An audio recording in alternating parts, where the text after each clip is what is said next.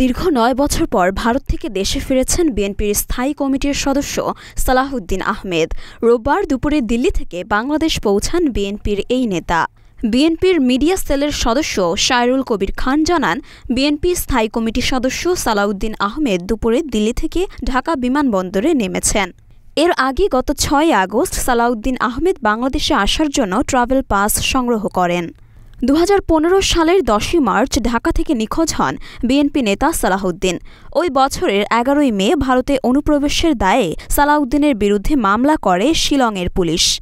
২০১৮ সালের ২৬ অক্টোবর অবৈধ অনুপ্রবেশের মামলা থেকে সালাহউদ্দিনকে খালাস দেন ভারতের একটি আদালত। তবে আদালতের রায়ে রাষ্ট্রপক্ষ আপিল করলে থেমে যায় সালাহউদ্দিনের দেশে ফেরা। প্রায় ৭ বছর বিচার চলার পর গত বছরের ২৮শে ফেব্রুয়ারি এ মামলার রায় ঘোষণা করা হয়।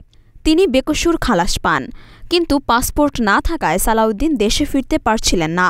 পরে ট্রাভেল পারমিটের জন্য গুয়াহাটিতে বাংলাদেশের সহকারী হাইকমিশনে আবেদন করেন। ট্রাভেল পাসও পান তিনি, তবে তার আর দেশে ফেরা হয়নি। তিনি প্রায় ৯ বছর ভারতে অবস্থান করেন। সালাহউদ্দিন আহমেদ ১৯৯১ সালে বিএনপির তৎকালীন প্রধানমন্ত্রী খালেদা জিয়ার এপিএস ছিলেন।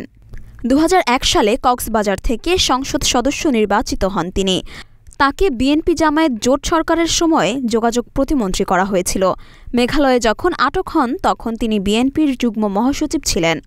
ভারতের জেলে থাকাকালে বিএনপি তাকে দলের স্থায়ী কমিটির সদস্য করে। মরিয়ম মিম, ঢাকা পোস্ট।